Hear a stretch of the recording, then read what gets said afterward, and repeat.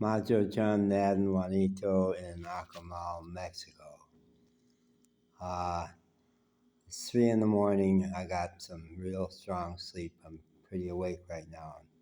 The message I'm getting from God life is stay up, you've got stuff to say.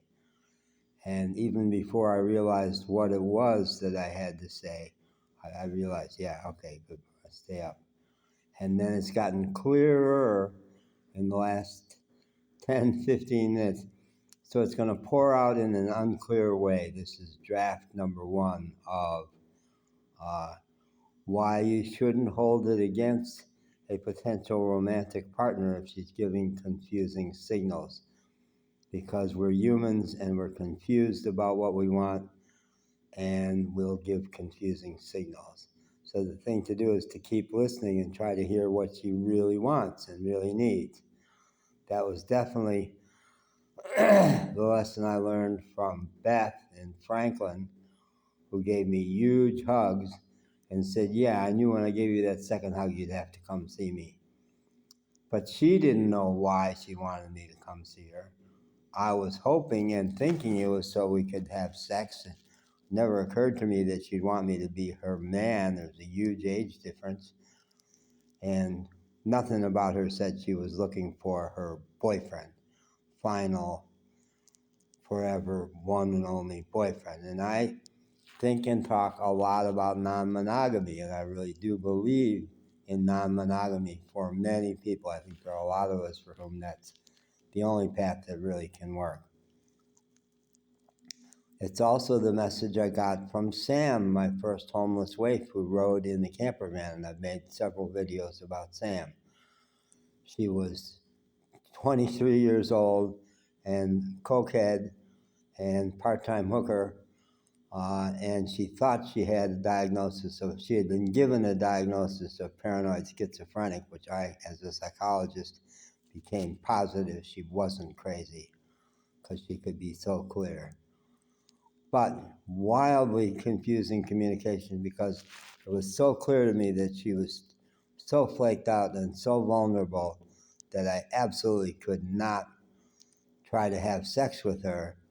But she also teased me sexually mercilessly and so playfully, and it was so much fun.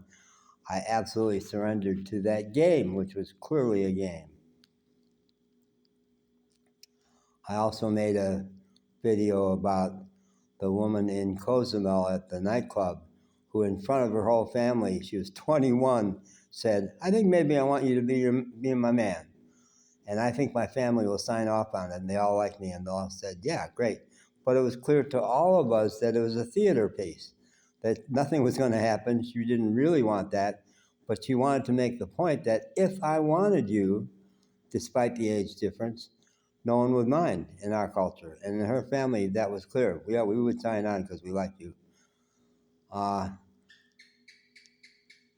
think monogamy is the bogeyman, because in each of those cases, if I wanted to be their forever boyfriend, their one and only, it would make absolutely, absolutely no sense. But if I wanted to explore what might happen between us, could we have fun together and might it include sex, then everything's fair game. And the object of my affections right now here in Acamal is Lupita. And when she, yesterday, I think it's the day before, I'm confused, I think it was the day before yesterday, when she said to me, and I'm off of men, I don't want men. But she said it smiling and laughing and playfully, and the nonverbal message was, I do like you. Why are we having so much fun together when I'm mad at men?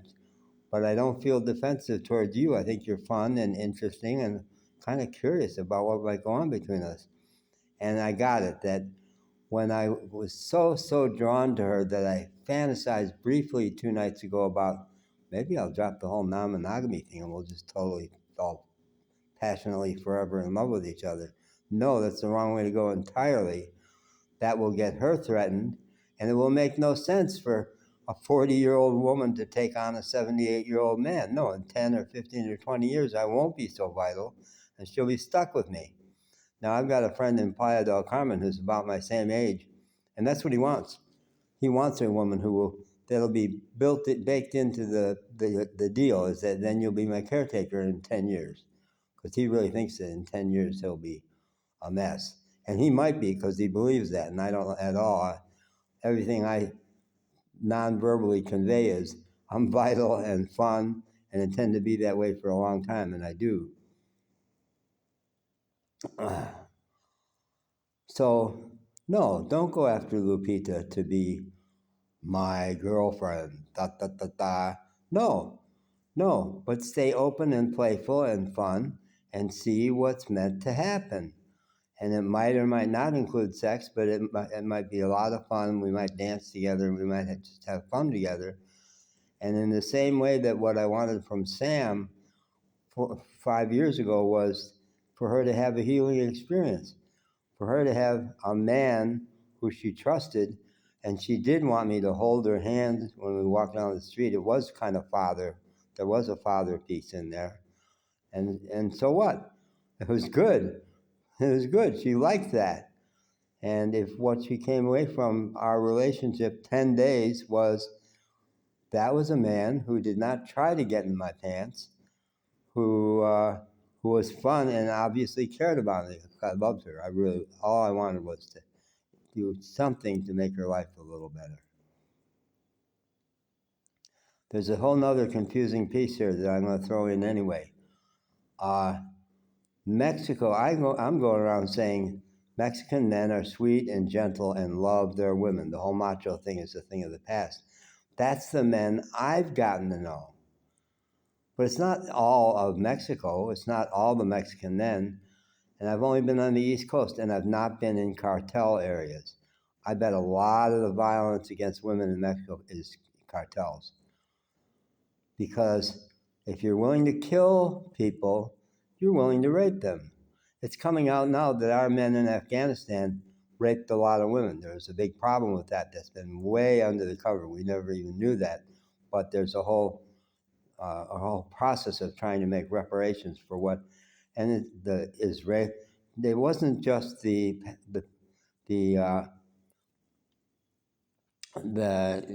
Palestinian, the Gaza, the bad guys over there who raped women on October 7 or whenever. The Israeli soldiers have been systematically raping women also. Well, guess what? You train a man to not be human anymore. That's why so many soldiers have PTSD. You train them to be a killer, train out of them the taboo against taking a human life, and guess what? You've got a savage on your hands. I love the TV show The Old Man, where the premise was he was a guerrilla in Afghanistan.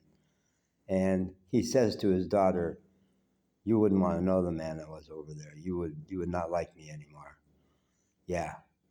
Train a man to kill, and of course he's going to rape too, because he's lost that sense of you don't violate another human being. So it's not that they're the Russians or the Palestinians or whatever we're calling them.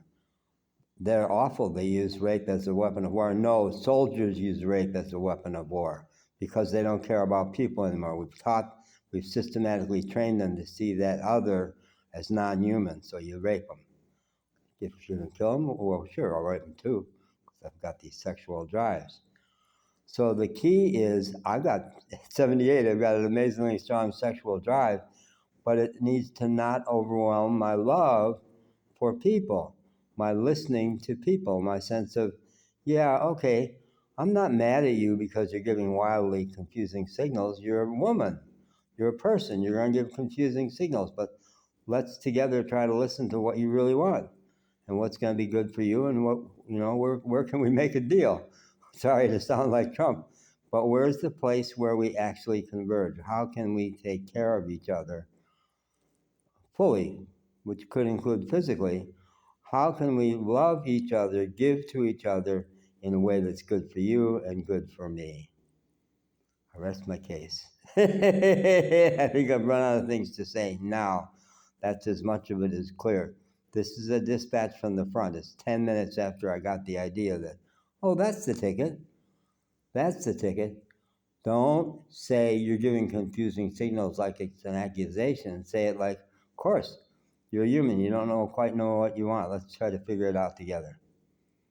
Let's together try to figure out what you want and need and what I want and need, and where can we make a deal. Fuck you, Trump, for ruining the whole thing about making a deal. How dare you do that to us? Because, the first relationship counselor that my wife and I saw said, you guys don't know how to negotiate. And we were so stuck in the old notion of romance that we were horrified at the idea that we should negotiate. How unromantic is that? But, oh God, that was a sign of how fucked up we were. Yeah, two humans trying to come together, and where do we fit and where we don't. And if we're trying to have that person be a one and only for us, it all gets so heavy. It all gets so heavy. So if my message is to Lupita is, I want to be your man, baby. I want you and me forever.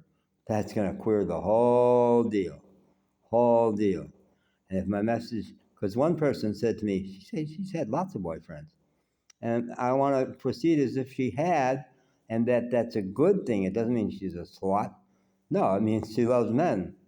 And I think that's probably true. She actually loves men, and something has gone on that left her feeling violated and mad. But she's excluding me from that. Like, you're intriguing. And the way to stay intriguing is not to say, I want you to be my girlfriend, but to say, I'd like to be one of your boyfriends. I'd like for you to decide that I'm fun and that we could have fun together. And I intend for you to be one of my girlfriends. I'm not looking for a one and only. I'm not looking for a nurse who 20 years from now will devote your life to taking care of an old man. No, I don't want that from you. No. I rested my case and then I argued some more. Because I was giving mixed messages because I'm a human being. Fuck you. See, there's so many different ways to say fuck you, too, Do you get that? And on Golden Pond, when Henry Fonda said to the kid, he had said to the kid, you say that word a lot, bullshit. Kid said, it's a good word. Kid says, I like that word. Henry Fonda says, it's a good word. Same thing with fuck you. There's so many ways to use it. My son and I saw the movie RoboCop, where the bandit, the bad guy, the now actor, in the bathroom realized he's up against something much bigger than he thought, and he says, fuck me.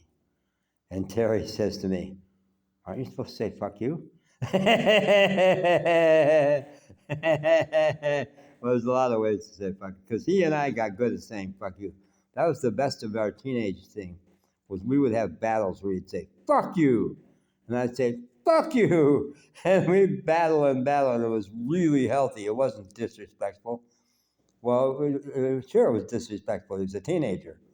Yeah, teenagers are going to be disrespectful. Don't be mad at them because they're disrespectful, because it's who they are. It's what they need to be, because they're breaking away and finding their own way in the world. Oh, God, you're going to talk this is going to be a 30-minute video. Bye. Bye. Hasta luego.